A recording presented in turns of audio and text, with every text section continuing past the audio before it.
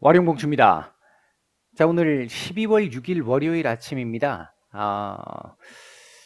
미국 시장 얘기 잠깐 좀 드려보고 우리 시장 그리고 간단하게 삼성전자 코멘트 한번 드리겠습니다. 이게 삼성전자 같은 경우는 우리 일단 이 시장 코스피와 또 밀접한 관련이 있으니까 이제 관련 연결해서 말씀을 좀 드려보도록 하겠습니다. 얘기를 들어보시고 도움이 되셨다고 생각되시는 분들은 구독, 좋아요 한 번씩 눌러주시면 감사하겠습니다. 자, 바로 보겠습니다. 먼저 미국 시장 얘기인데요. 지난주 금요일 날 고용보고서가 발표가 됐는데, 어제도 뭐 간단하게 말씀을 드렸습니다만, 비농업 고용자 수가 거의 쇼크에 가까운 정도의 이 수치가 나왔죠. 보시면, 뭐, 요거 가지고 한번 볼까요? 보시면, 컨센이 54만 5천 정도를 예상을 했었는데, 실제로 이제 나온 수치가 21만 밖에 되지 않았습니다. 상당히 많이 이제 큰 쇼크죠. 이 정도 같으면. 이제 대표적으로 그 좋지 않았던 지표들이 레저나 접객, 교육, 건강 서비스 이쪽에서 이제 급감한 영향으로 추정이 되는데 죄송합니다.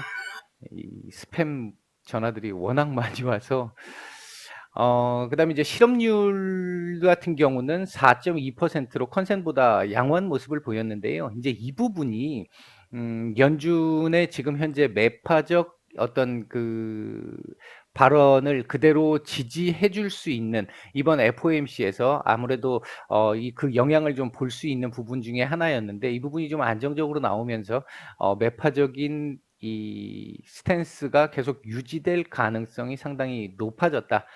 그렇다면 지금 이 부분은 좋지 않고 인플레이션 우려 여전한 상황. 거기서 실업률은 어느 정도 안정이 되는 것처럼 보여? 그러니까 테이퍼링 속도를 강화할 거야. 금리 인상도 생각보다 좀 빨리 할 거야. 이런 식으로 이제 인식이 되게 되면 전반적으로 놓고 봤을 때 이게 이제 계속 만약에 그 구조화돼서 나가게 된다라고 한다면 이렇게 지금 지표가 이 극단화될 수 있거든요. 이 부분이 이제 스태그플레이션에 대한 우려가 될 수 있는 부분이고 이 부분 때문에 일단은 미국 시장이 금요일 날 이제 뭐 일명 검은 금요일이라고 할 정도로 이 나스닥 같은 경우는 좋지 못한 모습을 보였습니다. 뭐 러셀 지수 역시 마찬가지였고요. 그다음에 이제 고용 참여율 같은 경우는 뭐 그런 대로 괜찮았었고 시간당 임금 상승률도 이 정도 같으면은 크게 문제는 없는. 그래서 그나마 인플레이션이 더 가속화되지는 않을 수 있지 않을까 이쪽에서 이 부분에서. 그러니까 이제 구조적 인플레이션 우리가 얘기하는 비용 상승 인플레이션을 얘기하는 부분에서 이제 그런 부분은 조금 그나마 좀 다행스러운 부분이었습니다.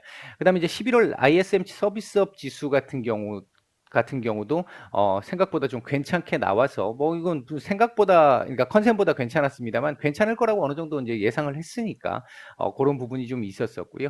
이게 전반적으로 놓고 봤었을 때 연준의 테이퍼링 속도를 강화시킬 수 있는 명분을 좀 줬던 이 지표였다라고 볼 수 있을 것 같고요. 여기에 이제 블라드 세인트루이스 연은 총재 같은 경우 테이퍼링 속도를 높여서 내년에 2회 정도의 금리 인상을 예상한다. 1분기까지 끝을 내고 이제 이런 쪽의 얘기들이 좀 나왔습니다. 거기에 이제 이 최근 변이와 관련된 부분에서도 상당히 좀 문제가 좀 되는 부분들이 좀 있었었죠. 이제 이에 따라서 백신 관련주들, 그러니까 백신 접종자들 같은 경우 경증에 불과할 수 있다. 지금까지 현재 수치로 보면 그렇다라는 얘기가 나왔고요.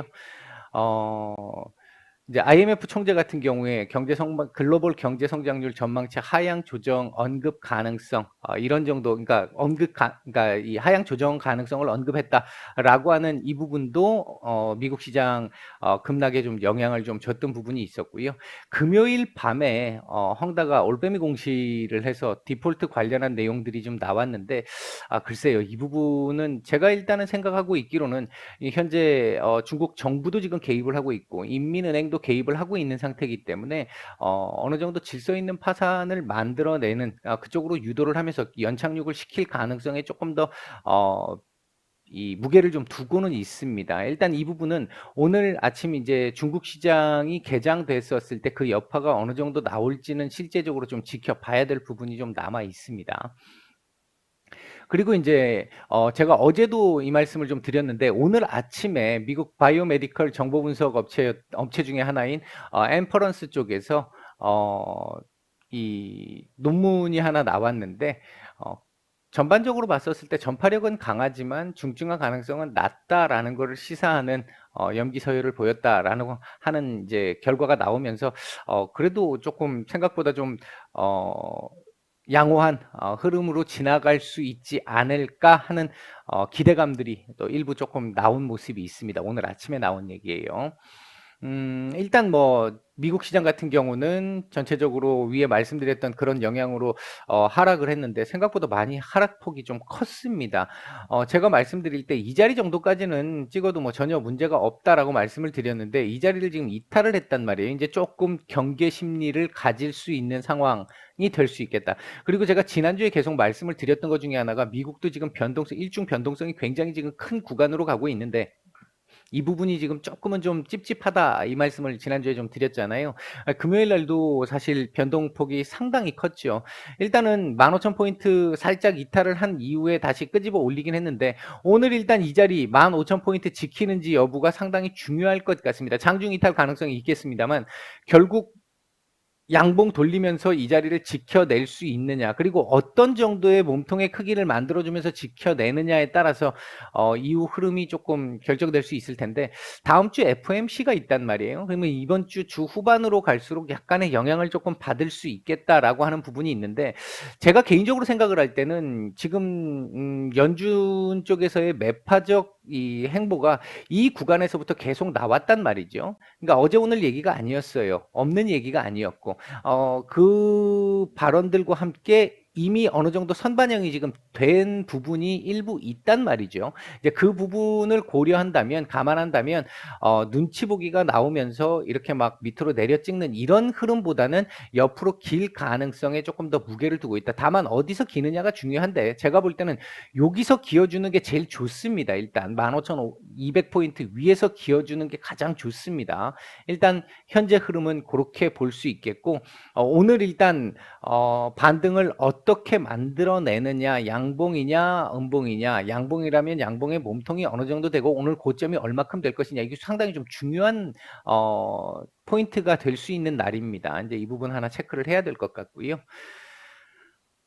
그다음 이제 우리 시장 얘기를 잠깐 해 보면 일단 우리 시장 오늘 아침에 장 초반에는 시장 전체적인 분위기가 좋지 않았는데 한 9시 반 정도를 좀 넘어서면서부터 제가 저희 정기 구독방 쪽에는 말씀을 드렸습니다만 "수급 개선세가 쪼끔 나타나는 것 같다. 하단 제한적일 것 같다."라는 얘기가 나온 이후부터 반등이 지금 이렇게 나오고 있는 요런 모습들이 쪼끔씩 있는데 지금 뭐 코스닥은 살짝 또 밀립니다만 오늘 일단 낙폭은 좀 어느 정도 제한적일 거라고 보고는 있습니다. 이 미국 증시의 영향으로부터 완전히 자유로울 수는 없는 상황이기 때문에 이게 뭐 오늘 뭐 급등을 해 가지고 올라간다 이렇게 말씀드리기는 어렵습니다만 미국 시장 뭐 밀린 거만큼 그 이상 우리가 밀릴 정도의 상황은 아닐 것 같다. 따라서 어느 정도 낙폭은 제한적일 것으로 보고 있다. 오늘 현재 좀 부담스러운 측면은 코스피 쪽에서는 기관의 매도가 쪼끔 부담스러운 상황이고 코스닥 오늘 매도가 상당히 많이 나오고 있습니다. 시간대 대비해서 상당히 많아요. 상당히 많고 선물은 지금 아직까지는 눈치를 보고 있는 정도의 상황이다. 시장 전체적인 수급은 현재 괜찮은 정도의 모습이기 때문에 이 추가적인 낙폭은 쪼끔 제한적일 가능성 물론 수급 변화가 장중에 나올 가능성도 배제할 수는 없겠습니다만 지금 현재 흐름이나 추세 정도를 놓고 봤었을 때는 하단은 어느 정도 좀 제한적이지 않을까 일단 고렇게 보고 있고요. 오늘 코스닥 지수 상대적인 약세를 보이는 것 중에 하나는 뭐 아무래도 그 NFT 섹터라든지 그다음에 2차 전지 메타버스 이런 섹터들이 지금 약세를 보이고 있다 보니까 상대적인 약세가 역시 진행이 되고 있는 상태다. 지난주에 제가 말씀드렸듯이 기술적 반등 정도의 수준일 가능성 그 말씀 드렸던 부분 생각해 보시면 될 것 같고요. 자 코스피 지수 잠깐 보면요. 지금 요 자리 살짝 또 이탈을 하려고 하는 모습인데 오늘 장중 이탈 가능성은 충분히 있는 상황이니까 이탈 이후에 요 자리를 요렇게 지켜 가지고 양봉으로 돌려주고 마감하면 최상이겠고요. 아랫꼬리를 쪼끔 달면서 도지 정도쯤 근처 음봉이라 하더라도 몸통이 거의 있는 듯 없는 듯한 정도의 어 음봉 또는 도지 요 정도라고 한다면 그나마 뭐 괜찮은 그 정도 흐름이라고 볼 수 있겠고, 만약 이렇게 마감을 한다면 내일 하루 눈치를 또 봐야 되는 상황이 될 수 있습니다. 그때는 이렇게 또 밀릴 가능성도 배제할 수는 없어요. 오늘 미국 시장 약간 이제 기술적 반등이라도 나와주면서 반등이 좀 나온다라고 가정을 해보면, 그 부분을 고려해 보면 오늘 아랫골이 조금 달고 마감을 한 이후에 내일 양봉 하나 띄우면서 요 자리 요 추세, 어이고, 이 추세, 이 지지선에 대한 저항선에 대한 어떤 지지력을 조금 보일 수 있는 상황이 되지 않을까. 일단은 개인적으로는 그렇게 보고 있습니다. 얘가 요렇게 가야 맞겠죠. 예, 요렇게 일단은 보고 있습니다.